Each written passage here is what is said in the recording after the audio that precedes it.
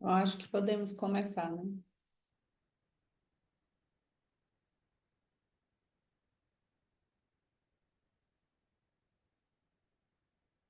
Bom dia, boa tarde, boa noite, dependendo de onde vocês estejam. Meu nome é Emérita Sátiropaleie e por conta de um imprevisto com a Camila Valenzuela Mongilansky, eu serei a anfitriã do nosso encontro de hoje. É uma grande alegria dar as boas-vindas a todos vocês ao nosso quarto encontro da série de seminários Tecnologias de Presença em Tempos de Ausência. Gostaria de começar agradecendo a grande equipe organizadora que tornou este evento possível. Camila, Esteban, Lilian, Ivanilson, Tatiana e Rafael. Além disso, um agradecimento especial ao André Ficker pela contribuição com a tradução simultânea e ao Marcelo Gontijo pela criação da identidade visual do evento. Gostaria de agradecer também à Universidade Federal de São Paulo, ao Núcleo de Pesquisa em Saúde e Uso de Substâncias, à CAPSPrint e à AMATA Escola de Fenomenologia Corporal pelo apoio. Antes de entrar no assunto que nos reúne hoje, vou me referir a alguns aspectos logísticos. Temos tradução simultânea para o inglês, para quem está na sala Zoom. No chat, você vai encontrar as instruções para saber como acessá-la. E agora eu preciso falar em inglês para algumas pessoas que precisam. We have simultaneous translation into English in the Zoom room. To access it, in the bottom right-hand corner of your screen, you'll find the interpretation icon, which looks like a small globe. Click on it. In the pop-up window that appears, select English. We also post these instructions in the chat. If you have any problems, you can ask some of the members of the organizing team in the chat. Em relação à dinâmica da discussão, há duas maneiras possíveis de fazer as perguntas. O microfone ficará aberto após a apresentação, mas se preferir, você pode enviar a sua pergunta por escrito no link que está postado também no chat. Em caso de dúvidas sobre essas ou outras questões práticas, entre em contato com a nossa equipe organizadora, que pode ser identificada pela palavra equipe ou team em seu nome. Agora vamos voltar ao objetivo geral desta série de seminários.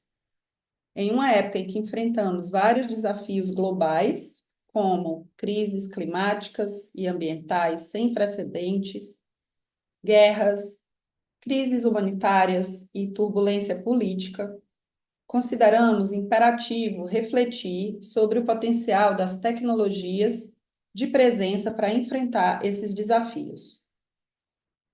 O termo tecnologia geralmente traz à tona imagens de avanços computacionais, incluindo dispositivos digitais, espaços virtuais e inteligência artificial que permearam diferentes domínios de nossas vidas. Embora benéficos em muitos aspectos, esses desenvolvimentos não conseguem resolver os problemas urgentes que enfrentamos. Em vez disso, muitas vezes eles exacerbam esses desafios, como o agravamento da crise climática, o impacto na saúde mental e o aumento da polarização política. Reconhecendo que o potencial destrutivo ou construtivo de tais desenvolvimentos tecnológicos não depende da tecnologia em si, mas de como a utilizamos, nosso objetivo é enfatizar que certas práticas humanas que nos permitem desenvolver uma compreensão profunda de nossos corpos e mentes constituem tecnologias em si mesmas. Essas práticas remodelam nossas relações com o ambiente, incluindo nossa relação com artefatos tecnológicos, bem como com os outros e com nós mesmos.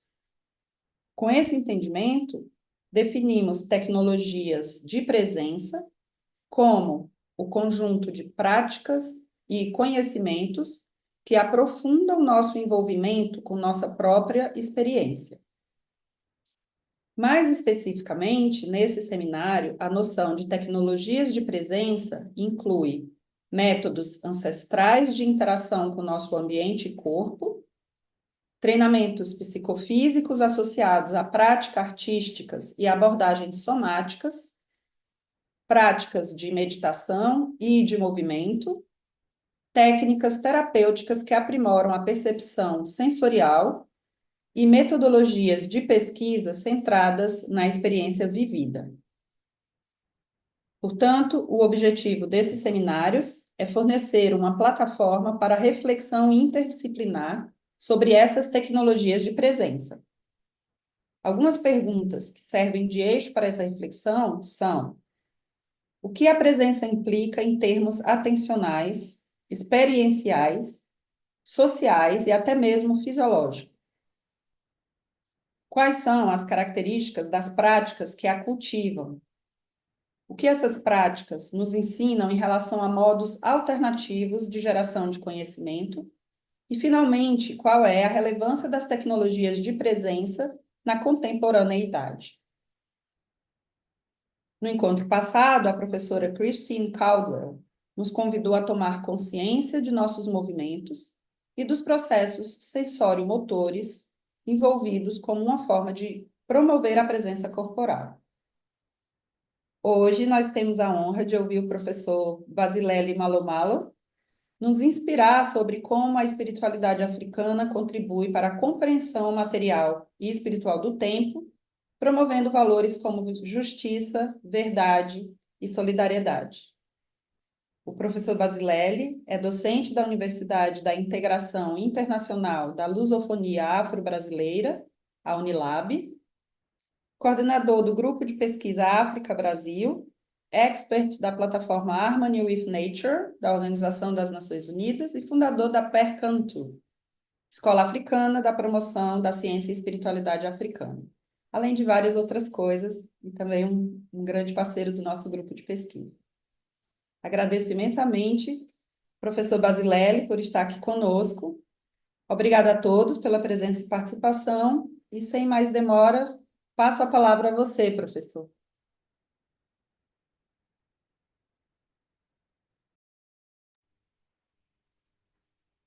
Muito obrigado, professora Emerita. Obrigado a toda a equipe, né?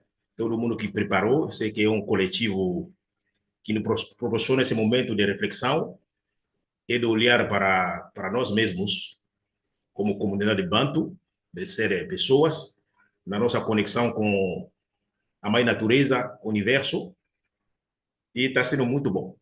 A gente poder proporcionar ao Brasil, ao mundo, através de nossas universidades, nossos grupos, nossos institutos, né? Esse tempo tão precioso. Da mesma forma, agradecer também a quem já me antecedeu, que passou aqui para dar a sua colaboração, no sentido de trazer a sua reflexão. Agradecer também as pessoas que vêm participar, para acompanhar esse tempo, trabalho que a gente está fazendo.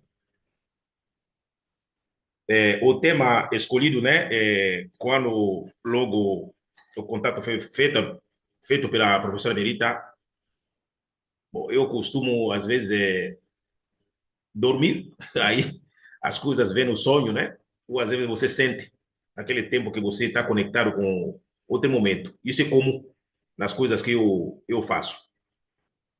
Mesmo quando a gente está no mundo acadêmico, nós que tentamos desenvolver outras sensibilidades, o nosso corpo, ele age dessa maneira, é aquele que a gente fala, né? Pode ser por uma intuição à noite, um sonho, mas da minha parte, posso garantir para vocês que muitas coisas que eu faço no campo acadêmico, aparece que o texto foi escrito, mas aquele texto ele é processado de várias maneiras, não necessariamente pela racionalidade. Dessa maneira que, quando eu fui convidado para esse belíssimo seminário de tecnologias, né, da presença no tempo de ausência, logo me veio o que temo. Acho que o tema que eu propus lá, da gente para pensar o, o tempo na sua relação com o que tempo, mesmo conceito que estou falando somente, e a dimensão de emancipação. fazendo o recorte no âmbito da ciência africana, porque realmente nossa conversa é sobre o paradigma africano, como que ele tenta ver isso com um pequeno recorte que eu fiz, perdão, olhando pela, vou colocar como divindade, se vocês quiserem, mas de fato esse ideograma, a realidade que está na frente de nós, e vocês vão ver detalhes que eu vou trazer para a gente conversar hoje. No texto que eu socializei, né, o material que eu tentei organizar, eu estou apontando um caminho, né, de diálogo aqui para vocês. Uma coisa que, para mim, é uma prática teórica, metodológica, mas, ao mesmo tempo, da prática de vida. Porque, nesse paradigma que eu estou querendo conversar com vocês, nós entendemos que a ciência tem uma dimensão prática, não é? A ciência africana, ela tem uma dimensão prática. Então, essa ciência africana, nos escritos do professor, por exemplo, Cheikh Anta Diop, Teofilo Benga, a escola de Cheikh Anta Diop, conhecido como egiptologia africana, que nós entendemos hoje como os estudos camitas, né? Desse universo mais quemético, né? Mais do que o termo Egito, que foi cunhado pelos gregos. Os estudos camita, os estudos que vêm do Vale de Api, conhecido como Vale do Nilo, nós entendemos o que, quando se usa a palavra filosofia, primeiro é um campo da ciência, da prática. Então, tanto em Tefilo Benga como em Cheikh Anta Diop, a filosofia vai comportar esse termo. Estou me referindo especialmente nessa obra de Benga, a filosofia africana do período faraônico de 2780 antes da nossa era até 330 antes da nossa era. São vários textos aqui, de vários campos da ciência, né? Outra obra que está me guiando é de Cheikh Anta Diop, que é uma delas, né? A Civilização Barbárie, Antropologia Second Presence. Mas tem outras coisas que eu vou citando aqui ao longo do tempo do nosso diálogo aqui. Então, nessas duas obras, nós estamos lidando com o campo da ciência africana, esse paradigma, e eles vão apresentando todas as áreas do conhecimento, porque aí a gente sabe que a África, como berço da humanidade, ele se coloca também como um território de produção de ciência, de tecnologia, assim por diante. E a gente está olhando para uma tecnologia muito específica. Então, a tese que eu vou defender aqui, ele está presente na minha última obra, né? Que a gente está vendo a possibilidade de estar junto lá na Unifesp e outros lugares. A síntese do que eu vou dizer, umas coisas, outras, vocês encontram aqui, na forma de sistematizada, essa minha obra, Filosofia do Untu, Direitos e Deveres no Despertar da Consciência Biocósmica. Então, tem coisas, mas tem coisas novas também, porque quando a gente volta sempre a olhar o material, você tenta se superar. Uma coisa que eu encontrei, né, é especialmente de nossos ancestrais africanos nos oferecer uma tecnologia da ancestralização, se me permitir, já adianto, da imortalidade da vida. Essa é a chave de leitura. Basicamente, nesse nível que eu cheguei, a ver as coisas. Então, isso ali, ele precisa agora de ciência prática para você chegar nisso. Então, qual é o caminho que eu estou querendo fazer? Eu coloquei nessa minha comunicação a dimensão de tempo e quitempo para a emancipação. Nas algumas coisas que eu andei lendo, se você observar muito bem, tanto tempo como quitempo, tempo, que é uma palavra das línguas bantu, das palavras das línguas bantu, quitempo, isso não sou eu a falar, isso é de Bobari, nos dá a pista que o tempus do latim, ele bebe nas línguas africanas, nessa palavra quitempo. Não sou eu, é de Bobari. Se vocês querem brigar com o Dibubari, vocês podem procurar ele, Nessa obra, como tem outra obra maior, ele está mais em PDF, mais em e-book sobre Congo, aí tem mais elemento de muitas palavras do latim como do grego, são palavras africanas. São muitas palavras. Tanto pela presença dos gregos no solo africano, como dos romanos no solo africano.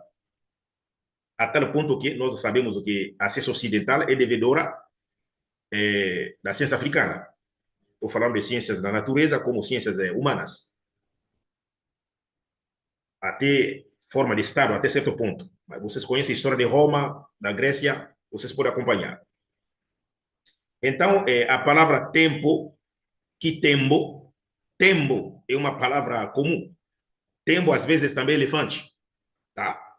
Mas tembo, o tembo como elefante, ele tem a ver com a capacidade da memória que o elefante tem de armazenar muita informação. É como se fosse um cronômetro, certo? Mas a gente tem outra palavra que é tango, Kikongo, que significa também significa tempo, que vai dar tango no mundo Argentina, no mundo ibérico, esse tango. Mas não estranhar não, porque uma descoberta que a gente tem é que, afinal de contas, a divindade criadora é uma grande bailarina, porque a divindade, a gente entenda ele como já é ponto de partida para o paradigma africano, não é nível de igreja, como a igreja reduz. Nós estamos na nível da ciência como a energia primordial a partir da qual tudo que existe veio a existir. Então, estamos lidando com o Big Bang, astrofísica, né? Esse mundo aí, disso que eu estou falando. Então, essa energia maior ela é andrógena, é muito andrógena. Então, ele é um grande dançarino, uma grande dançarina. É comum. Então, o tango. Então, a dança também está ligando muito ao movimento cósmico, certo? Estou ainda tentando trabalhar a palavra kitembo, que estou dizendo tem a ver também com o tango. Né? Ok. Então, nesse sentido, para a gente avançar um pouquinho no material que eu aqui tento compartilhar, eu estou partindo de um conceito que eu chamo de bioepistemologia. Essa bioepistemologia se relaciona com... Não tem muita coisa nova, embora eu tenha organizado, sistematizado aquilo que eu procuro fazer na ciência como vida comum, como sacerdote, terapeuta. A ciência, como princípio, ele deve partir da vida, o que eu chamo de comunidade em tu, da vida, mediante a vida, para a vida. Então, não sou eu. É dessa maneira que nossos ancestrais eles entendem. Então, a comunidade em tu, o universo, é o nosso ponto de partida. Natureza é o nosso ponto de partida. Depois são as relações que nós temos. Há mediações dentro disso aí. E depois todo o movimento que a gente faz na produção da ciência ou qualquer agir que aconteça deve ter um foco mais ético, né? A sua finalidade é mais fortalecer a vida, fortalecer a comunidade em tudo. Em termos concretos, se nós estamos praticando uma ciência, o paradigma africano diz que a ciência deve se colocar a serviço da humanidade, da natureza, assim por diante. Essa é a ideia. Não o contrário. O contrário seria caótico. Não é recomendado. Então, esse é o ponto de partida. Agora, acontece que, vivendo no Brasil, são vários recortes aqui, além do trabalho que eu executo na Peranquentu, que é a nossa plataforma da escola terapêutica de estudos, né, sobre o mundo africano, eu senti uma vez a necessidade de de ir no terreiro. Né? A necessidade de ir no terreiro. Bom, eu não entendia por quê, mas meu corpo estava falando. E aí eu entendi também que esse terreiro que eu deveria procurar é um terreiro com Angola. Mas isso aí foi uma escolha, realmente. Porque eu sou do mundo, chamado mundo banto, embora eu seja um panafricanista, né? Todas as culturas africanas para mim são importantes, fazem parte desse patrimônio científico, espiritual, tecnológico dos nossos ancestrais, mas eu queria muito um universo onde a linguagem poderia ser mais próximo, uma questão política também colocada. Afinal de contas, eu fui parar um terreiro de Congo Angola, aqui em Salvador. E acontece que nos terreiros, estou indo devagar, né? A tradução aí. Como que está a tradução? Desculpa aí, gente. Está tudo bem? A tradução está indo? Ah, ok. Eu esqueci do nosso amigo que está nos traduzindo aí. Ok. Professora Mérita, se eu correr, você me chama atenção aí, né? Me avisa. Então, eu, no terreiro, nos terreiros de tradições do Congo Angola, uma das divindades cultuadas é Kitembo, o tempo. É Kitembo, o tempo. Esse é o nome que ele leva. Então, é uma bandeira. Então, o símbolo da divindade é a bandeira. Aí eu peço, professor Emérita, se puder, a gente consegue somente mostrar a bandeira, depois a gente volta. Então, a bandeira, ó, essa aqui, a fonte, quem colocou, eu peguei muito rápido na net, mas aí tem um crédito da pessoa que colocou essa foto, que é o, precisamos citar ele, Sidney, né? Sidney de Tumbesi Mululu. Ele postou isso aí, eu peguei no Facebook realmente, e ele colocou até algumas notas aí. Né? E ele está explicando que o tempo em que se rei, né, é de Angola. Quem controla as estações do ano, o clima e o próprio tempo. A grelha, a bandeira branca e a escada são principais elementos que representam dentro do culto. A grelha, a bandeira branca e a escada, né, são princípios, elementos que representam no culto.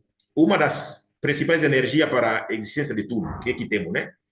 Sem o tempo, nada muda, nada cresce, nada acontece. Sem dúvida, Tateto Kitembo é um dos, ele colocou, deuses mais lindos. Ele é tempo, Kiao Kitembo, ele escreve, né? Ok. Dentro da tradição que ele tem. Muito bem. Aí, pode só, agora, pegar outra imagem que a gente tem, mas aí é a outra que é agora no meio de estudos, eu vou encontrar estudos sobre Kemet, sobre a egiptologia africana. A divindade é uma bandeira, certo? Aí é o texto de Dibombari, dessa obra aqui que eu já tinha apresentado para vocês. A bandeira está um pouquinho em cima, né? A bandeira está um pouquinho em cima. Acho que a gente consegue. Consegue baixar um pouquinho? Isso, professor América. Isso. Então, esse aqui é um ideograma, certo? Esse aí é um ideograma. Ideogramas são linguagens, certo? Mas são línguas que se falava no Vale de Abi, tanto em Núbia como o conhecido Egito. Quando eu falo Kemet, lembra do Egito. Agora, muitos estudos, novos estudos, o estudo que faz o de Bombari, seguindo a linha de Cheikh Anta Diop, isso tem a ver com o método comparativo. Cheikh Anta Diop usa o método comparativo de pegar, Cheikh Anta Diop chamava de Egito Antigo, esse que eles usam, né? O Egito Antigo, mas o nome, hoje, nós recuperamos o verdadeiro nome, que são os Medu Neter, o chamado Medu Neter, certo? Então, Medu Neter significa palavras divinas, ou palavras divinas, isso. Então, os textos sagrados de hieróglifo, que escribas vão colocar, e a África tem uma produção enorme. O pessoal queimou a Biblioteca de Alexandria achando que tudo ia sumir. Mas acontece que nossos ancestrais, eles escreveram em paredes, em pirâmide, e esse material não dá como sumir. E nós temos também recuperado alguns papiros que o Ocidente saqueou, mas que hoje está em volta. Em cima disso que se colocam os estudos da egiptologia europeia, como a egiptologia africana, que já estou dizendo, são estudos capitais. Então, Diop fazia um estudo linguístico comparativo, mas também com a dimensão da semântica. Ele colocava, por exemplo, Medu-Neter, o Copta, o Wolof, Yoruba, outras línguas, para você ver pontos comuns nessas palavras, né, como eles são dispersos em todo o continente, com aquela ideia da unidade na diversidade cultural dentro do continente. Novos estudos mais recentes, no caso, por exemplo, de Dibombari, que ele chama do método Kuma, em vez de você estudar ideograma como faz o Ocidente, na perspectiva do Ocidente, eles procuram mais encontrar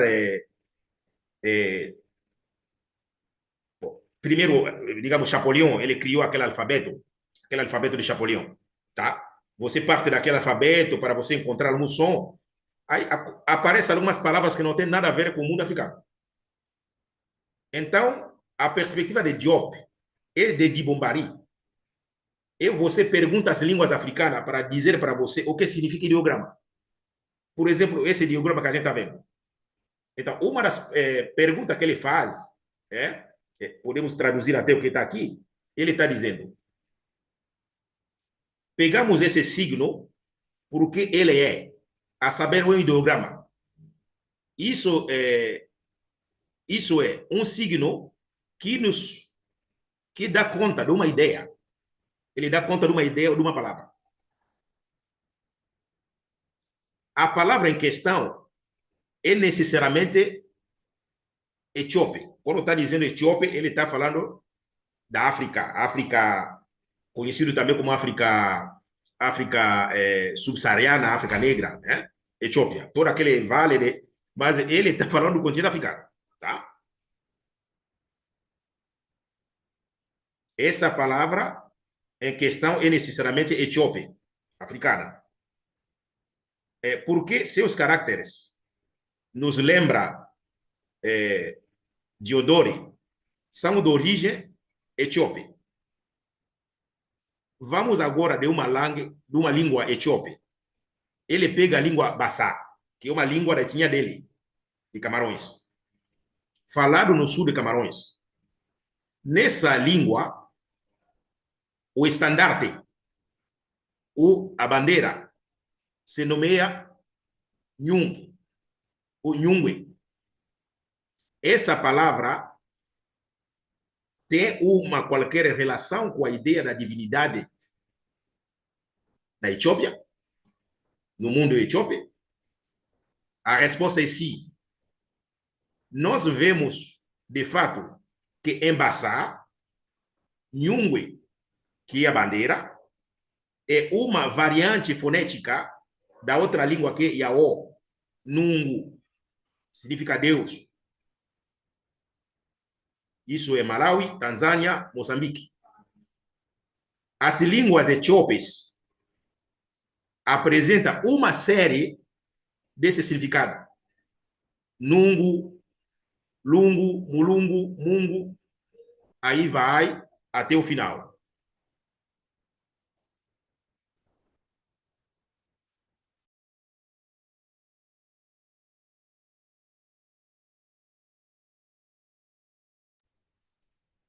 Ok. Desculpa aí.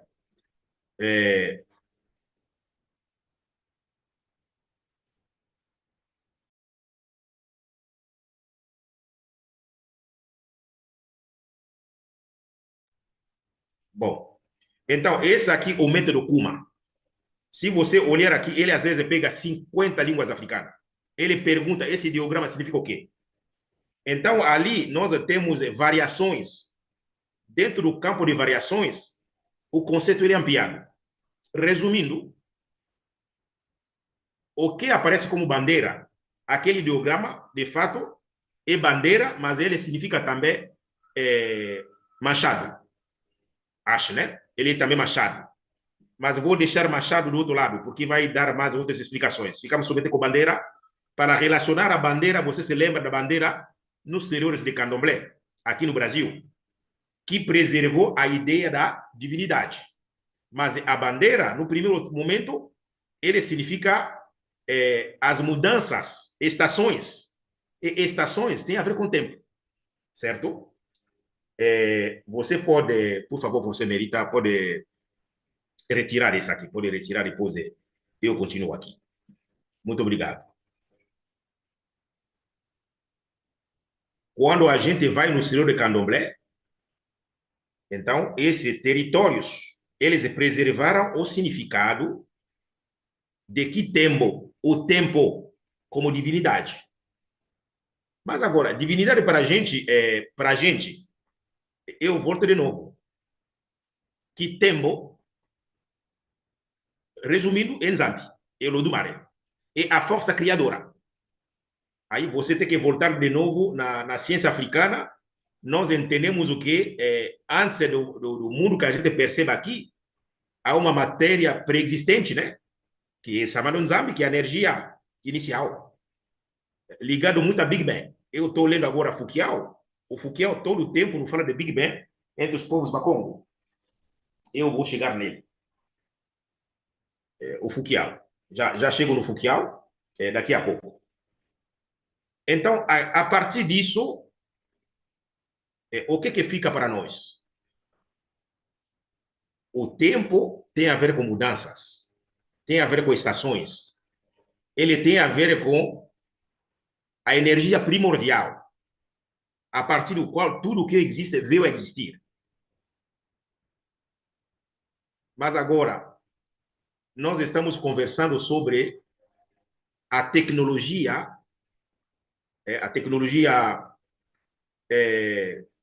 do presente, no tempo das ausências. Que eu estou dizendo qual é o caminho para a nossa emancipação. O caminho para a nossa emancipação é a reconciliação conosco mesmo. Se você quiser, a pista que eu posso dar aqui. Então, o que a gente tenta fazer em Peraquentu, eu não tenho feito um trabalho intenso ainda, porque a gente está na academia, assim por diante. Mas vamos conversar. Eu dei ontem uma palestra sobre ancestrais veneráveis no mundo africano. Aí me fizeram a pergunta sobre o trabalho que a gente faz no Peraquentu. Uma das coisas que eu falei, e já vou adiantando aqui, é que na concepção da ciência, da espiritualidade e da teologia que nós temos, o trabalho que você faz, eu sou professor, quando eu estou na academia, eu estou na sala, é ali que eu exerço a minha espiritualidade. Não é que eu quero converter alguém, não. Eu estou conversando sobre a vida, sobre o respeito, sobre a forma de se relacionar. Isso é básico. Eu posso ter gente de todas as tendências. Eu já encontrei estudante na minha sala que era um nazista na minha sala. Eu tinha um nazista na minha sala. Ele não se revelava como nazista. Brasileiro, sabe? Esse gente de extrema-direita, tal. Oh, isso há muito tempo, antes de extrema-direita subir no poder no Brasil. Mas ele vinha na minha aula, ficava quieto, todo o tempo defendia algumas coisas que a gente acaba aqui citar nome. Ele citava coisas aí, eu, como professor, discutia com ele. Mas eu fiquei firme naquilo que acredito. Mas ele vai se revelar como nazista junto com outra professora, que foi fazer a entrevista. A entrevista da professora consistia a saber o impacto da disciplina de africanidades no corpo de pessoas brancas que entravam na minha sala. Se mudavam ou não mudavam. Se eles mudavam o imaginário racista ou não. Mas ele, todo o tempo, me questionava, mas para se revelar nazista foi com a professora, porque ele deu o nome daquele que ele considera como herói. Não o brasileiro, mas o outro que fica na Europa lá, que matou tanta gente. Bom, mas o que estou querendo dizer com isso? tirando essa pessoa que eu estou colocando aqui, ele não me interessa. Nós, a gente, nós entendemos, eu, pessoalmente, em Piracretu, você vivencia a sua espiritualidade fazendo o que você tem convicção. No caso, professor, médico, psicólogo, gari, qualquer trabalho que nós temos, e a presença, isso que eu estou querendo falar, a dimensão da presença nossa. Mas ter a presença nossa e ter a presença da missão que a gente tem. Isso também que eu quero falar. Então, isso para a gente, no mundo africano, é tranquilo. Eu vou querer redobrar isso e outros gráficos, outras conversas que eu quero estabelecer com vocês, sempre lendo o nosso tempo aqui. Por favor, professora Emerita, traga para nós outros elementos.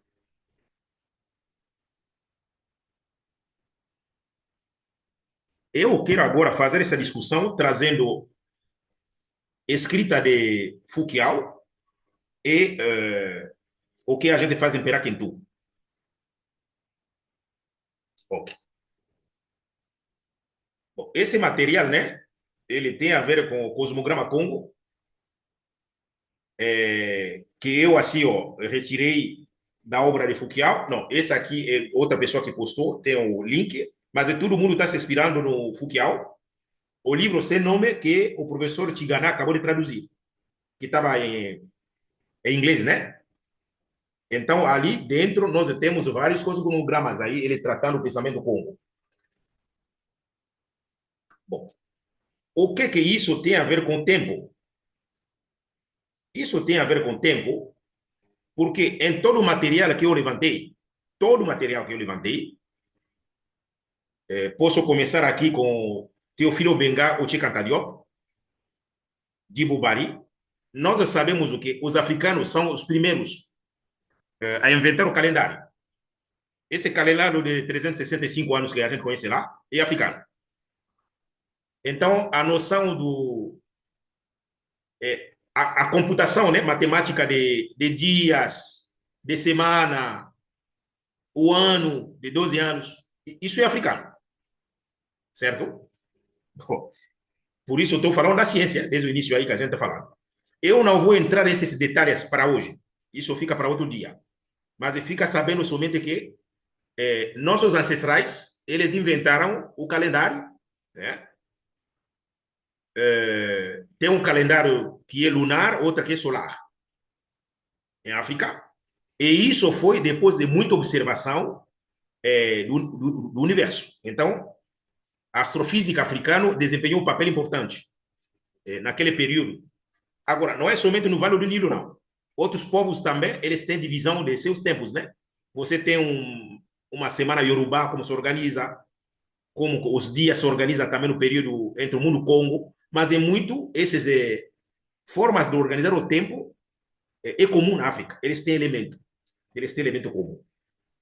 Outro elemento que eu encontrei, outro material, esse material é da Faculdade Católica de Kinshasa, né? Que Universidade Católica de Kinshasa, do Centro de Estudos sobre a Religião Africana.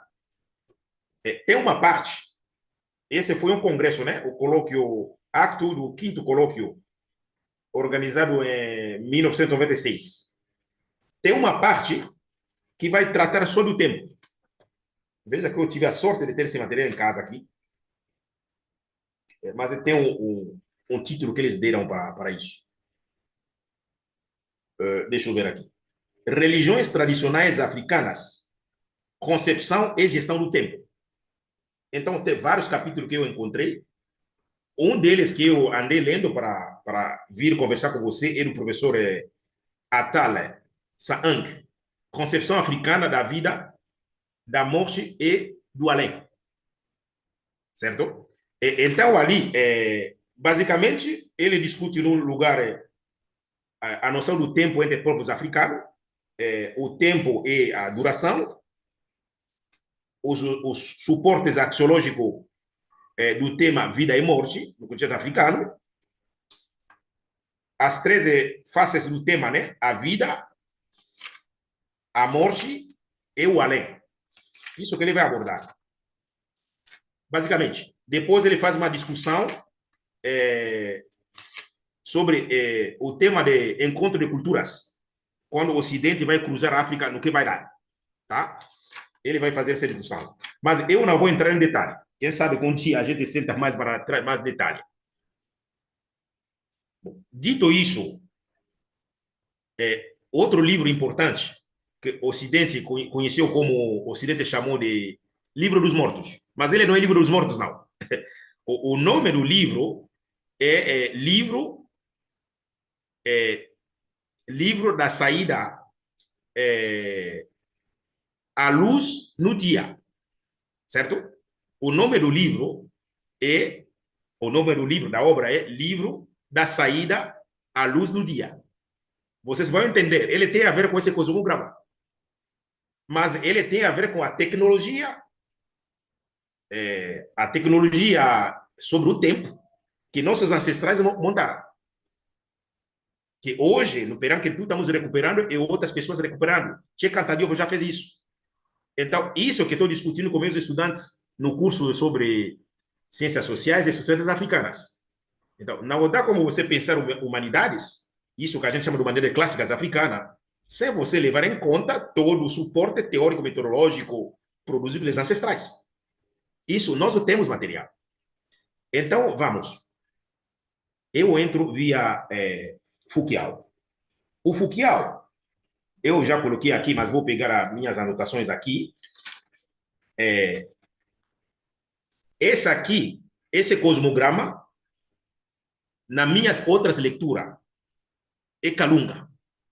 Né? Ele vai chamar de Akenga, o cosmograma Congo. Você pode ter várias leituras. Ele te dá uma leitura cósmica, uma leitura antropológica. Significa uma leitura ligada à comunidade humana, Bantu, mas Bantu na sua dimensão cósmica. Não aquele ser humano desligado de tudo. Tá? Então, você vai ter essa leitura.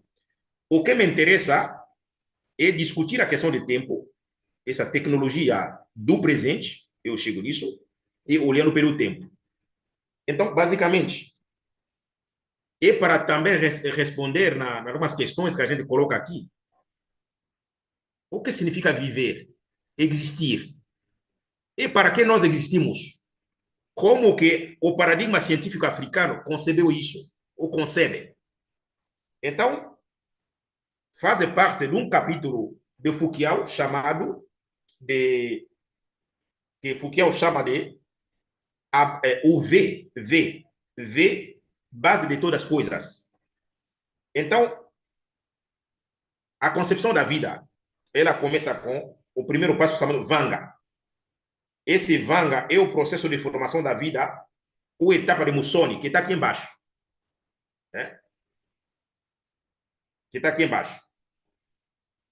Bom, claro, o pessoal colocou a cor amarela, mas já é a chegada. Porque a cor aqui, Musoni, quando a Musoni entra em movimento, é a cor preta, né? Ainda na forma inicial é a caixa mais escura, a preta no sentido da química, né? Você lembra que a matéria bruta ela é preta, né? É aquilo que contém a vida, né? Vida e potência, Musoni. Vanga, que é o primeiro passo, o processo da formação de vida, ou etapa de Musoni, a cor preta. Eu tenho outras gráficos aqui, mas não vou conseguir mostrar. Vangama, ato de conceber o ancestral.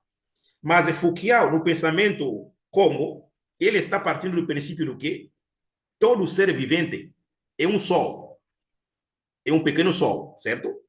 E esse sol que vai crescer. Então, o crescimento tem a ver com o nosso crescimento como sol. O segundo passo, do segundo V, é a vaica, estágio da existência da vida kala. É a entrada no mundo físico. Então, você entra aí no mundo físico, que é o mundo de seca, onde está o mundo físico lá. Então, você que tem kala. Kala significa existência. Em outros gráficos, eu acho que talvez aquilo que tem embaixo, a cor dela, da kala, é a cor amarela. Tá? Porque aí o solo já levantou. Então, da preta ainda nascendo, amarelo ele já levantou, não é?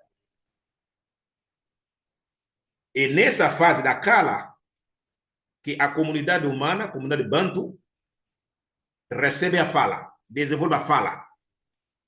E a fala também é o poder que a gente tem para a construção, para outras coisas. O terceiro V é a vanga. Vanga é a fase onde o ser humano, ser pessoa, se encontra no estágio de tucula. A cor de tucula é vermelha. Esse estágio é o estágio da criatividade, da maturidade. Né? Essa fase ali. Tucula é o espaço de telema. Esse V é um V de pé. Então, ser pessoa humana nesse nível é nível da liderança, de grandes criatividades, o que a sociedade espera. É ali que você começa a virar sábio, uma pessoa sábia, quando você segue o princípio da Mahat, o princípio ético os princípios éticos de conviver com outras pessoas. Nessa fase que um ser humano que respeita o código ético-moral da sua comunidade pode virar um fume. Um fume é liderança, mas é a mesma palavra que nós usamos para divindade criadora. Quer dizer, onde você atinge a sua divindade, a sua divinização, mas ainda vivendo nessa terra. Em outras palavras, é o processo da ancestralização do ser humano para virar um ancestral. É o processo da divinização. É o lugar que você se torna nganga, especialista em alguns assuntos e a serviço da comunidade. A última fase, o último V, é Vunda. Entrada na morte, diz Foucault. Essa fase, você entra na fase de Luvemba, que está do outro lado lá. Não é? A cor aqui é a cor branca, que tem a ver com o branco como luz. Você lembra do livro? O livro da saída à luz do dia e luz do sol. Você, como sol, agora você brilha. Você vai brilhar, mas em pemba. Não é seca. Seca aqui é mundo físico, mas no mundo espiritual. Quando você fez a sua passagem, já você cumpriu a sua missão lá em Tuculo. Exerceu a sua liderança, a sua criatividade. Então, aqui em Vunda, tem alguns elementos. Foucault vai dizer é a fase do repouso no mundo da energia pura.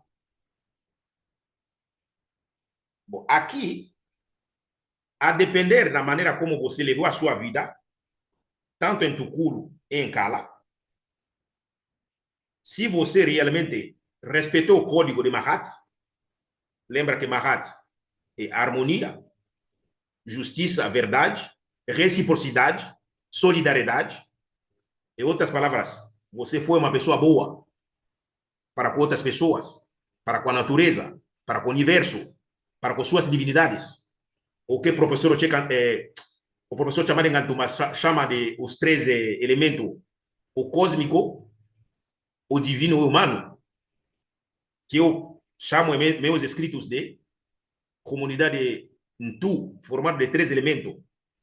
A comunidade ancestralidade, divinidade, a comunidade universo e a comunidade Bantu, de ser pessoas.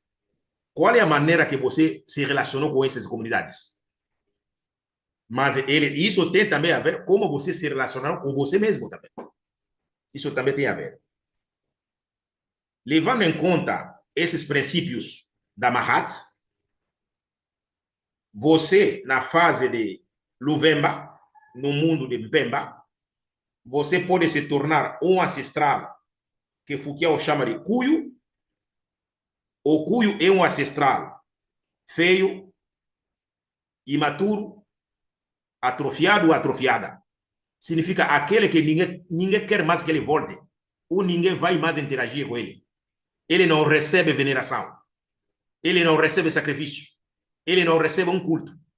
É apagado na memória. Ele não vê no tempo presente. Ninguém vai trazer ele no tempo presente, porque não foi uma pessoa boa.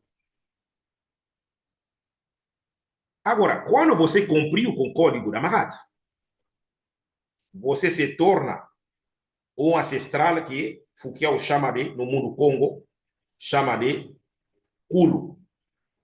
Essa palavra Kulu tem a ver com outras línguas, como em Lingala, Nkolo.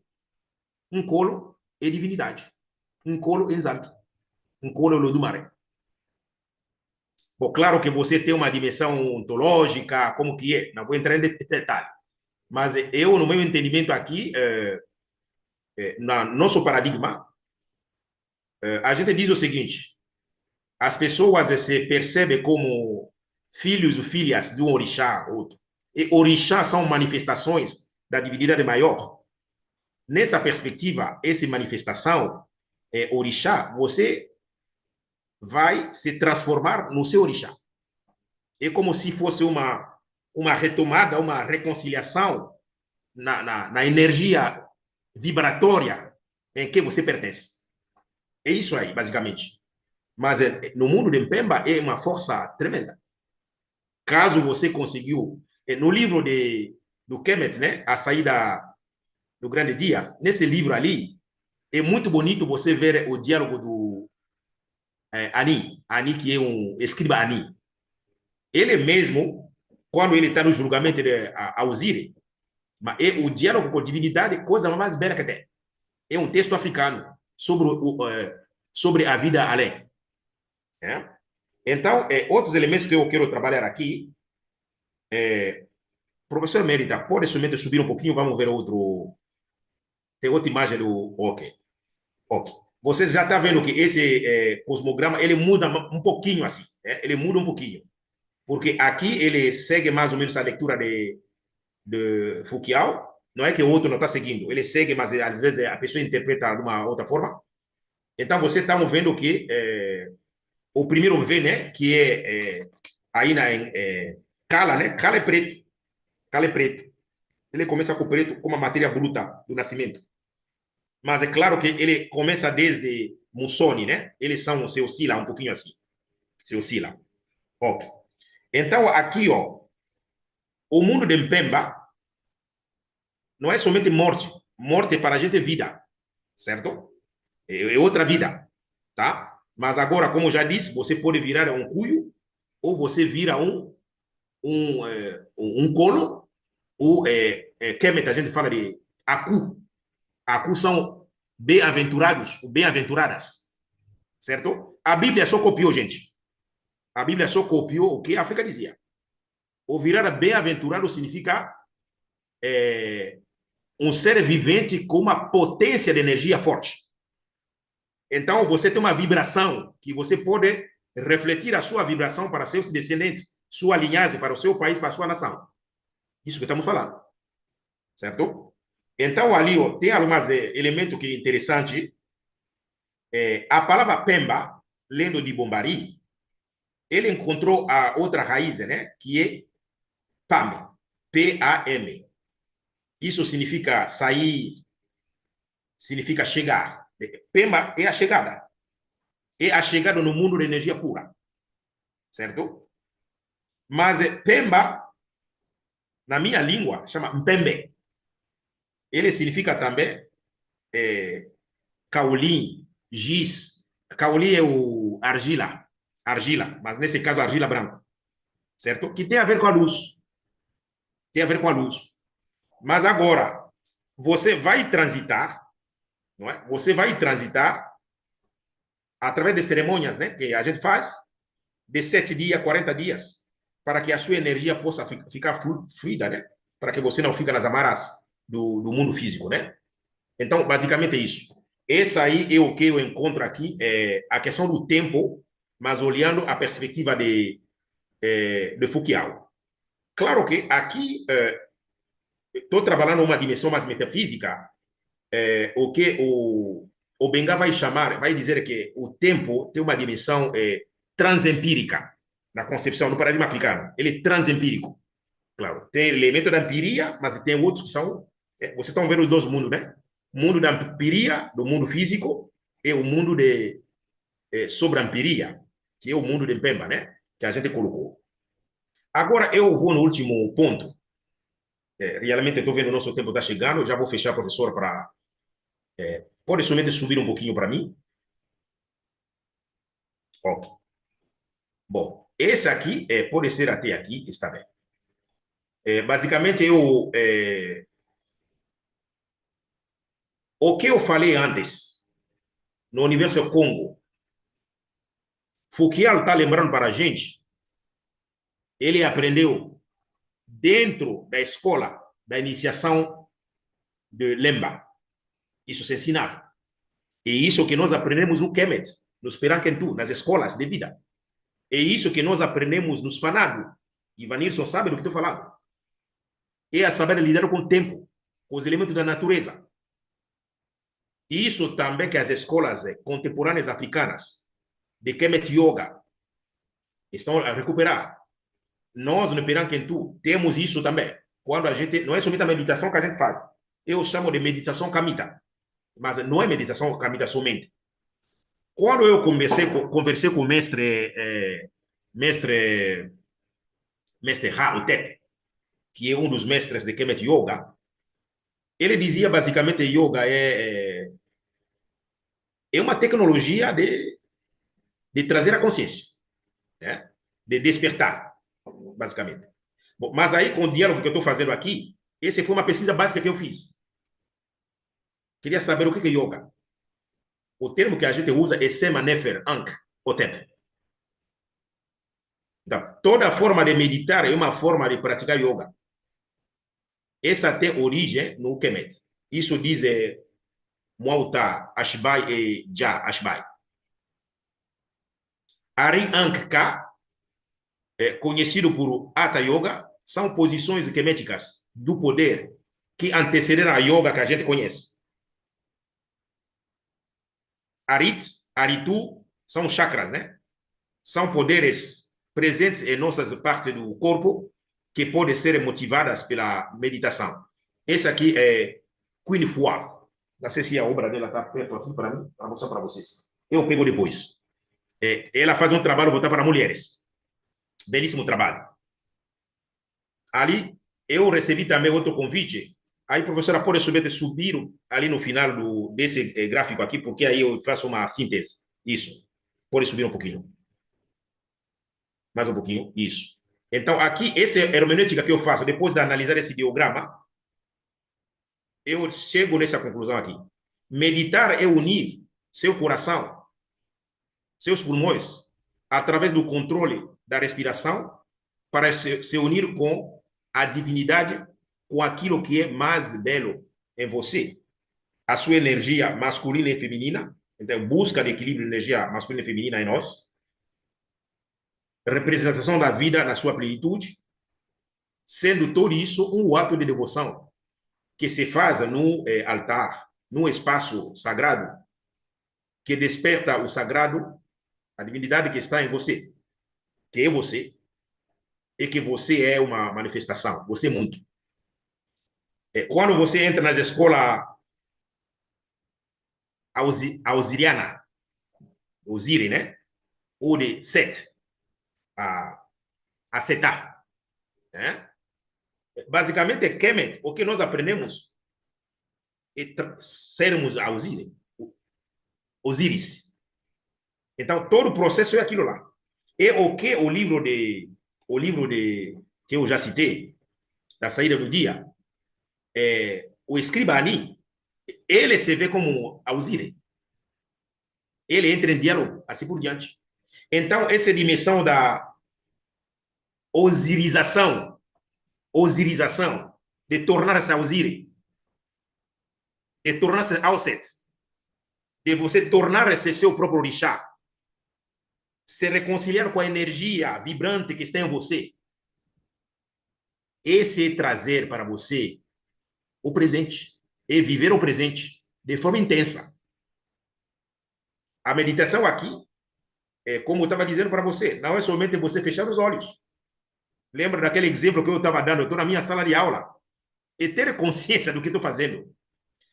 Aqui eu finalizo. Às vezes eu acordo, a minha filha acorda, mas ela precisa comer. Em vez de vir no meu altar aqui para eu rezar, eu preciso dar a comer para ela. Eu tenho que fazer isso com todo o carinho, todo o amor que eu tenho. Sabe? É muito simples, é um exemplo simples. Mas alguém vai achar que não. Você tem que meditar, fechar os olhos, é muito bom. A gente precisa. Mas a espiritualidade é prática também. Eu estou falando, pelo menos, da perspectiva que eu entendo. Quando eu tenho uma urgência, eu me foco que aqui eu vou resolver. Não vou ficar distraído. Então, é trazer. Mas tem momento que a gente precisa também desacelerar. Isso também é importante. Então, vai ter também um tempo para a reza, outro tempo também para você fazer. E também para priorizar no que a gente pode fazer. Então, basicamente, gente, eu acho que essa aqui é a maneira que eu posso colocar. E todos os cosmogramas que eu mostrei para vocês, esse aí é o ciclo de Nzambi, é o ciclo de Kalunga, esse aí é o ciclo do tempo, é o ciclo da divindade criadora, matricial, de todas as vidas que existem. Bom, muito obrigado. Podemos ir para a conversa.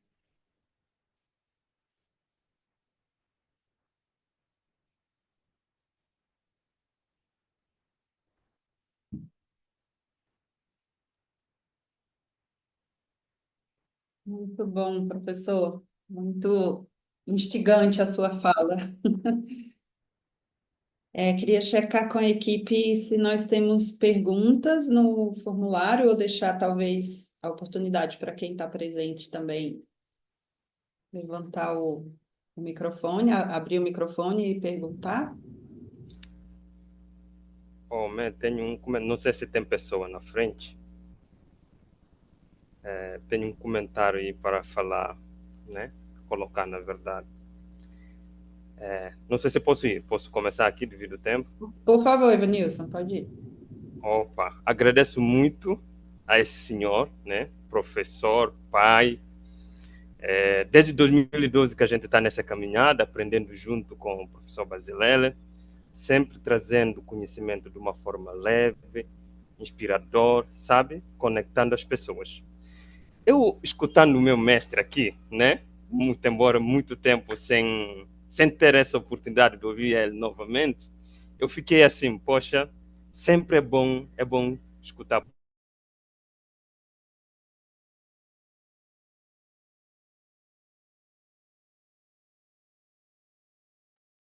Ivanilson, eu não estou conseguindo ouvir seu áudio. Não sei se interrompeu para as outras pessoas também. É mesmo? Agora voltou, agora voltou. Voltou? Ótimo. Eu estava falando da oportunidade que a gente está tendo de ouvir o professor Basilele. O professor colocou pontos muito importantes sobre ser africano. Eu me foco aqui no ser cósmico, né? Que é aquele ser interconectado, não é um ser solto. A perspectiva africana é isso. Você lida com a comunidade, com a natureza, com o vizinho. A gente está vivendo num mundo em que a gente nem sequer conhece mais o vizinho da porta, sabe? Do condomínio. A estrutura em si, né, vivencial, que o novo mundo coloca, é totalmente diferente com o nosso mundo. Os prédios que a gente tem, você mora com a pessoa, não conhece o vizinho de porta, você sai correndo para trabalhar. Vivemos num mundo que obriga você a pagar plano funerário, que eu acho que, quando descobri isso, plano funerário, e não deixa você pensar sobre saúde, né?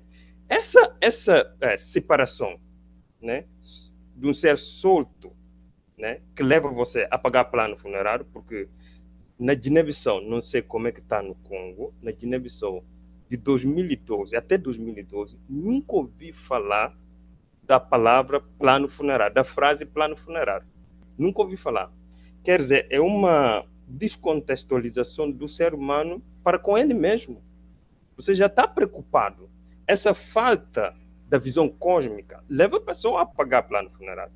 eu queria ouvir o professor um pouco, trazendo um pouco, será que sabemos que a gente está no mundo globalizado, as novas tecnologias não têm fronteira, vão transbordando as fronteiras. A gente ainda, como africano, tem possibilidade de pensar nosso caminho como ser, como pessoa, numa perspectiva existencial, não numa perspectiva de produção e tudo mais. Era isso que eu tenho aqui para, para colocar.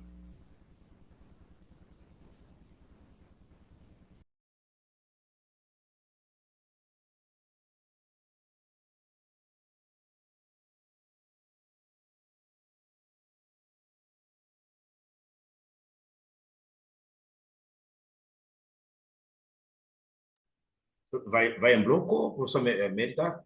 Vai em bloco ou já vou respondendo? Pode ser bloco de três? Como você preferir.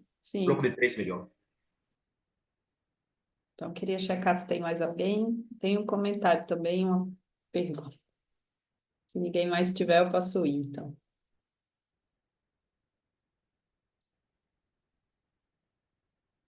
É, muito bom, professor. Eu tenho a impressão que ficam várias camadas, né, de reflexões a partir da sua apresentação. E eu tenho nos últimos, talvez, anos, mas mais fortemente nos últimos meses, tentado trabalhar um pouco a investigação desse processo tempo, né, desse mestre, desse Deus tempo. E, e na minha prática eu tenho identificado muito como a forma como ele está colocado e se opera na nossa sociedade, como ela está dada, né? A sociedade ocidental, a sociedade do consumo, a sociedade da produtividade. O tempo, para mim, deixou de ser um Deus e passou a ser um demônio.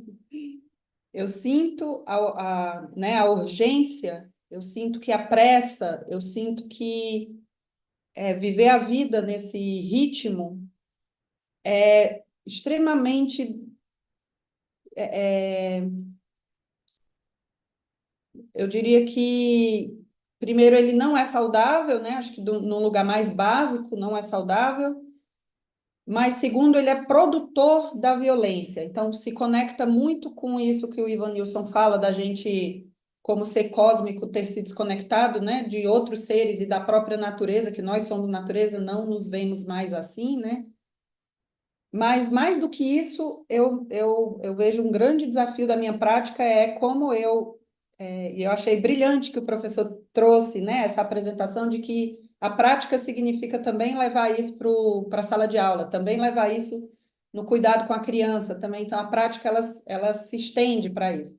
Mas quando você tem uma sobrecarga, ou seja, quando o tempo ele vira seu inimigo, quando parece que você está correndo para não deixar que ele te engula, que o tempo te engula, então eu vejo ele como, no momento, como um produtor de violência para mim, né? E aí eu queria ouvir um pouco do professor sobre esses pensamentos que me rodeiam em relação a isso. Como viver nessa sociedade de uma maneira adaptada, né? De uma maneira a ser aceita na sociedade, ser mãe, ser uma profissional com uma carreira, ser uma filha, ser uma amiga, né? Ser uma vizinha, então preencher todas essas lacunas da minha vida, ao mesmo tempo em que eu sinto que não consigo estar nesses lugares, né? Por essa urgência da vida. Não sei se me fiz clara, professor, mas tá bom. Queria também abrir a oportunidade para mais alguém que queira falar, que o professor prefere responder em. Ah, eu vejo que a Maria Cristina fez um comentário aqui no chat, então, e a Tati também. A Maria Cristina diz: professor, qual o poder da palavra na religião africana? Como a palavra, a verbalização se conecta com os mundos físico e presente? E aproveitando o momento, por acaso a palavra timbigui te memora algum termo religioso. Minha avó chamava os espíritos de crianças arteiras deste termo. Timbigui, acho que é assim que fala. Timbigui. E a Tatiana pergunta como que Tembo pode nos ajudar a discernir o que é urgente do que não é urgente. Acho que dialoga um pouco com o meu comentário, né, Tati? Um pouco nesse sentido. Muito bem. Muito Professor. bem, pelo diálogo que vocês nos proporcionam. Ok. Tem um ponto comum ali que Ivanisson coloca, né? Dialoga com o que a professora Emerita também colocou.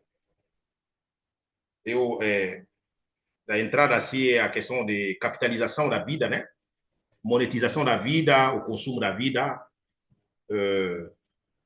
que muito tem a ver com esse processo da ocidentalização, tá? Ocidentalização, porque ali, até certo ponto ali, o Ocidente, ele entra, ele sempre tem esse paradigma. Tchekantariba acha que esse paradigma é de muito longe, que nos coloca noutra maneira de perceber o mundo, especialmente com o capitalismo. A gente pode desdobrar isso no neoliberalismo, outras formas. Esse é o ponto. E o Ocidente, ele construiu um jeito de lidar com o tempo que é muito diferente dos povos, né? No caso aqui de África, que nós estamos falando. Um tempo linear, não é? O ser humano, ele está atrás do tempo, ele tem que correr. E, ao mesmo tempo, esse tempo, ele é capitalizado. Esse ponto de entrada que eu estou vendo aqui. Bom, em sociologia, também tem uma discussão sobre modernidade, pós-modernidade, que muito entra nessa saída. Mas eu vou tentar refletir com vocês sobre alguns exemplos como eu ando vendo em relação à África, né? E aqui que a gente vive, né? O plano sobre de funerário, Ivanisso. Se você pega, voltamos no livro, o livro de saída à luz de dia, porque aí nós estamos falando do processo fúnebres no mundo africano, mas pegando Kemet. De forma geral, as pessoas mais ricas, as pessoas que tinham posse, que tinham recursos, sobrou para eles conseguir ter um funeral que os colocasse em alguns espaços como pirâmide. Embora a pirâmide era para faraós, porque faraó, é a representação da divindade aqui na Terra. Nessas mediações nossas, né? Para a gente também é um rei, uma rainha, né? O poder, ele é sagrado no continente africano. Mas, ao mesmo tempo, quando o rei e a rainha têm esse lugar da sacralidade, você também tem deveres, tem direitos e deveres, especialmente a proteção do seu povo, né? A segurança. Isso que se espera de um rei e de uma rainha, de um fari. Então, eles tinham recursos, eles criaram uma tecnologia enorme no sentido a preservar seus corpos. Hoje em dia, muito material está chegando para a gente porque esses pirâmides, eles estão lá. Mas eles não eram somente lugar de lugar funerário. Não era somente isso aí, não. Era também templo. Desempenhava outros papéis, tá? Mas você tem disso. Mas, mesmo assim, é outra lógica. Porque estamos falando de uma sociedade assente em Mahat. Quem tinha mais posse poderia fazer, poderia. Pessoas que não tinham recurso, enterrava de outra forma, enterrava. Mas você não tinha entrado na capitalização dos ritos fúnebres. Ainda não. A sua capitalização, ele está no Ocidente. E para a gente, o Ocidente, ele capitalizou até a vida, capitalizou a vida, não até, capitalizou a vida, até o ponto que você tem que ter plano de vida, plano funeral, plano de saúde. Outras sociedades tinham outras formas de lidar com isso. Quando a pessoa ficava doente, assim por diante. Ok. Quando você vai, eu acho que em Guiné-Bissau, como em Kinshasa, o que eu tenho visto, uma vez eu levei susto. Quando eu saí de Kinshasa, fui morar no interior. Aí, estudei, voltei com meus 23. Eu fui com 13, volto com 23. Tive algumas férias. Mas Kinshasa tinha mudado. Eu fui num velório de uma tia minha. a maneira das pessoas se vestir. Eu estava vindo do interior, eu levei um susto, porque antigamente você ia de uma forma muito simples. Agora todo mundo vai de paletó, bem vestido. Não, virou uma festa. Nas tradições africanas, a festa vinha depois. Você chorava primeiro, enterrava a pessoa, vinha a celebração. Porque para você celebrar a vida, morrer é somente uma passagem. Virou tudo o contrário. A festa é desde o início. E hoje também o pessoal que está vendendo caixão, não sei o quê, virou uma indústria.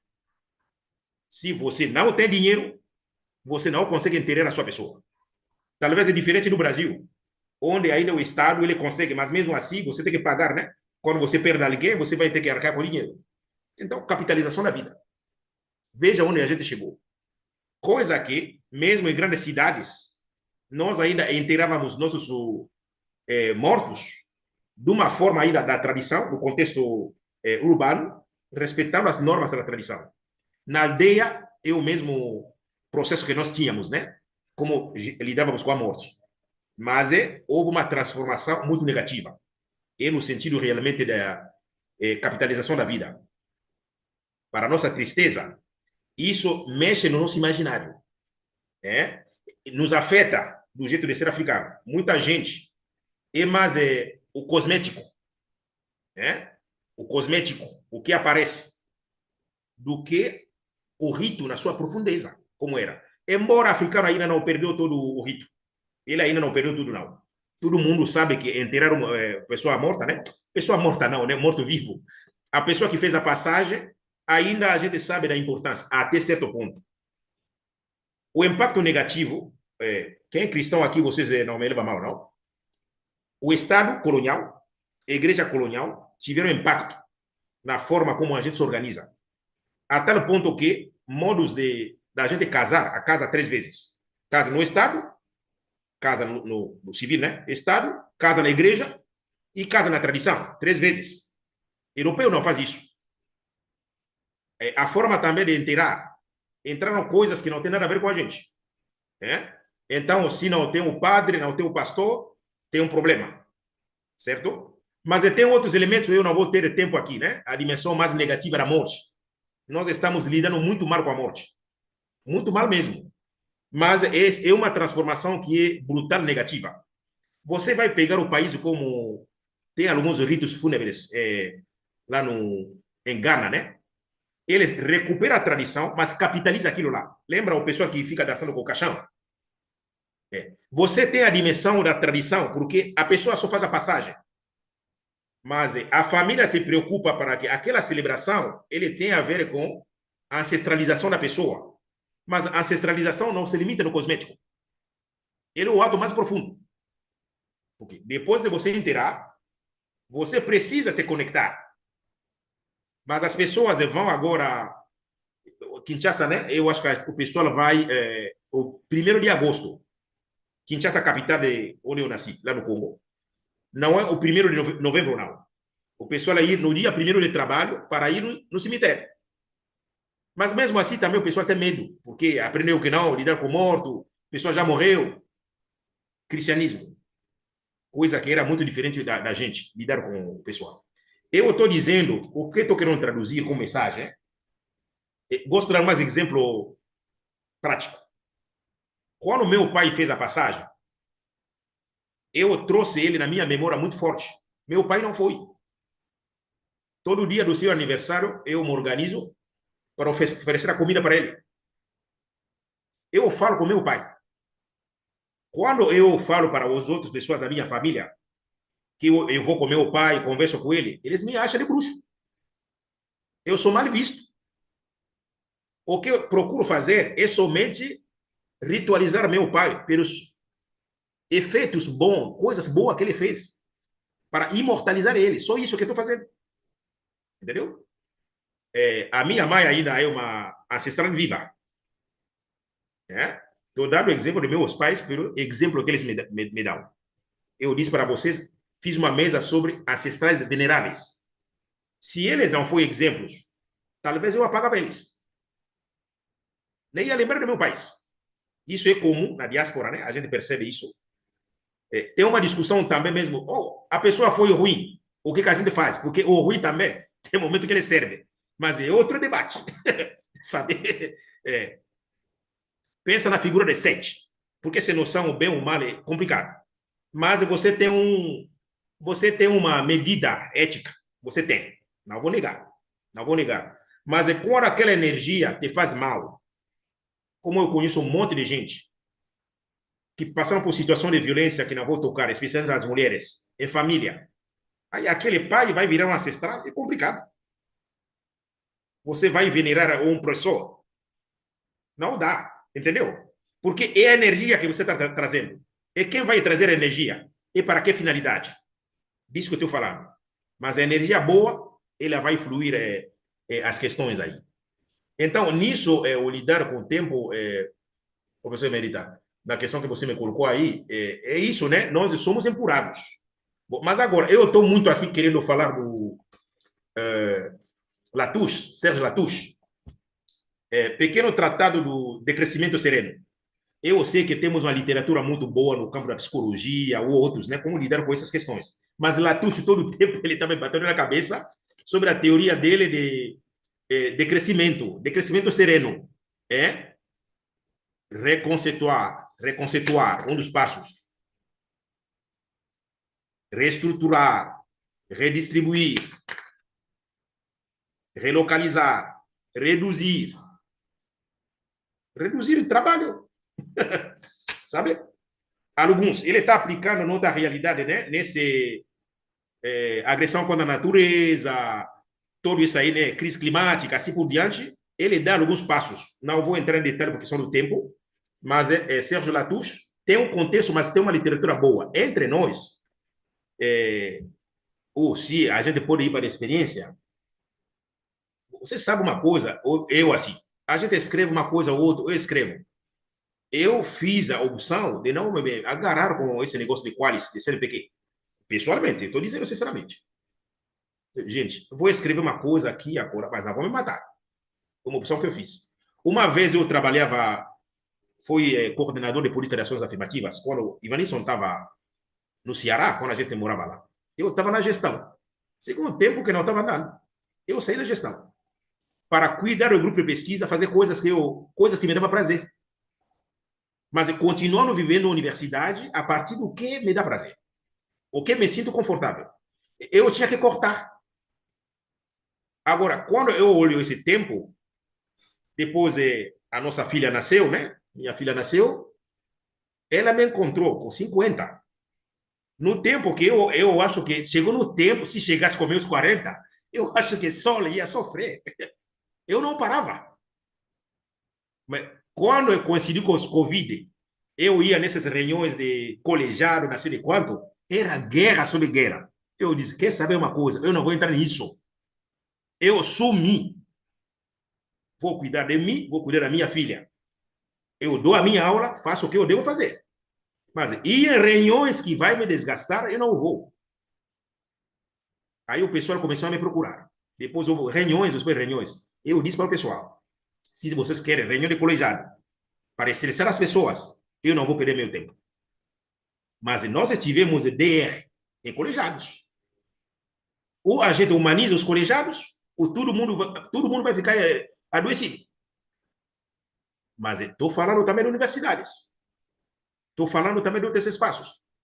Então, tem um momento que a gente vai tomar algumas decisões, e nós que lidamos com esse campo de terapia, outros, né? Estou falando para mim também. Para mim também.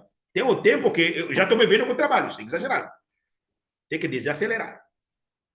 Então, houve um período, nessa caminhada, o meu mestre de espiritualidade, uma coisa que eu admirava nele é a paciência. Aí, nesse paradigma que temo, ele tem a ver com Malembe. Vocês vão ouvir nas canções, Malembe, Malembe, Malembe é o tempo devagar, é o tempo ancestral. Para que correr? Então, quando você olha as pessoas mais velhas, no contexto africano, realmente, quando a pessoa ela já chega no nível da sabedoria, ele procura um ritmo devagar. Alguém me falou que isso também está em Mito Santos. O tempo devagar, os devagarinhos, sabe? precisamos vadiar, como diz o povo de capoeira. Quando vocês vão pegar nessa dimensão da escravização, né, de tempo que também na provocação aqui e diálogo junto com a professora Emerita, a questão da violência. Tem uma reflexão muito forte em Achille Mbembe. Achille Mbembe, ele traz uma reflexão muito boa, tanto no livro dele, Brutalismo, como Necropolítica, outros, né? Isso, alguns livros da Achille Mbembe. Ele vai remeter isso na Constituição da Modernidade Ocidental. Tem outro livro aí, que estou esquecendo o nome aqui, sobre a Noite Negra, uma coisa assim, né? Achille Mbembe, ele parte da ideia do que os processos de escravização de gente vai deixar mazelas na constituição do capitalismo ocidental. A forma de se organizar o trabalho, ele se inspira dessa tecnologia da violência. Por isso, ele vai fazer uma afirmação que o negro de ontem, do tempo da escravização, o trabalhador virou negro. Mais ou menos, ele exagerando, vamos dizer assim. Sabe?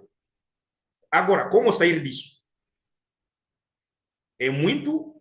Achille Mbembe, ele começa a recorrer no paradigma africano, que ele tinha um diálogo, mas ele começou cada mais a focar. Mas esse paradigma africano é o paradigma de Pachamama, ouvir a mãe natureza, ouvir outros ritmos. Mas no caso do Kitembo, é malembe, malembe. Saber gingar na linha de Kalunga. Sabe? Então, ali a capoeira vai nos ensinar. E nossos ancestrais, eles estão recriando essa tecnologia ancestral do continente para a diáspora no contexto da escravização. Não vamos esquecer que samba, capoeira, batuque, umbigada, essas tecnologias, eles estão nascendo, o tambor é para aliviar o corpo, para se reconectar. Eles serviram para isso. Espaços de candomblé serviram muito para curar os corpos. Eles não são somente lugar de reza, e para cuidar da saúde de gente. Mas lá também, quando você vai num terreiro, como a gente diz, House of Orixá, House of Nkisi, quando você chega num terreiro, é outro ritmo. Não, o tempo corrido de grande cidade ou da máquina do capitalismo é outro tempo. Agora, o que fazer? Saber que esse tempo também existe. E a gente procurar se apropriar desse tempo nas nossas práticas cotidianas. Isso eu estou dizendo, basicamente assim, emperar quem tu, nas coisas que a gente faz, quando a gente conversa. Essa aqui é uma das dicas que a gente dá. E começar a lidar com o presente e perceber, e você começar a perceber as coisas. Né? Vou dar uma outra pista. Eu não sei se já respondi aqui para outras pessoas, eu acho que já respondi, que sou da criança e outro, né? Eu acho que já respondi de discernir do tempo para Tatiana e para Cristina. Se eu não respondi, vocês me falam. Mas quero dar um exemplo para eu aqui parar um pouquinho. Com meu mestre, quando ele estava me iniciando, aqui em Salvador, ele hoje fez a passagem. Me levava na praia. Nós sentávamos para ouvir o som do mar. A gente ficava de 8 horas até 15 horas. Quando acontece a festa de Iemanjá, aqui, quando ele estava vivo, nós fomos na festa de Iemanjá, no Rio Vermelho, aqui em Salvador. Hoje estou em Itapuã, na época morava em Rio Vermelho. Nós saímos 8 horas até 18, sentados só, ouvir o som do mar. Ouvir somente o som do mar. Então, é preciso desacelerar. Malembe, malembe. Gingar na linha de Kalunga. A gente fazendo isso, realmente isso desperta nossas energias. Eu sei que tem uma camada de outras coisas, né? O tomar consciência, a questão da alimentação, cuidar da alimentação, sabe? E os exercícios. Depende. Pode ser yoga, pode meditação, uma reza, uma música. Aí várias tecnologias que nós temos que a gente pode acionar. Estar em grupos, às vezes, de vez em quando, para fazer algumas tarefas, né? Isso que eu posso dizer nesse momento. Maravilhoso, professor. Muito grata aqui pela sua generosidade em compartilhar tudo isso. Acho que ficam, como eu falei, né? Tem muitas camadas e acho que ficam reverberações na gente por algum tempo. Então, queria agradecer imensamente pela sua presença aqui. E é muito interessante a conexão, né, o caminho, o percurso que a gente faz nesse seminário, porque a nossa próxima convidada é a professora Sabine Koch, ela vai falar de capoeira e a terapia dança-movimento, prática e presença. Será o nosso próximo encontro no dia 1º de outubro, então as inscrições vão abrir logo mais, né? E vocês, acho que tem como pegar aqui no chat, a gente vai disponibilizar também depois, e para quem quiser fazer a inscrição. E acho que é isso, vamos ficar por aqui, já deu o nosso horário, mas novamente agradecendo a presença de todos, os vídeos vão ficar registrados, para quem não pôde estar presente assistir posteriormente, e esperamos seguir nessa caminhada, professor Basilelli, sempre nas colaborações, no aprendizado junto. Muito agradecido, professora, e a todo mundo. Obrigada, pessoal. Tchau.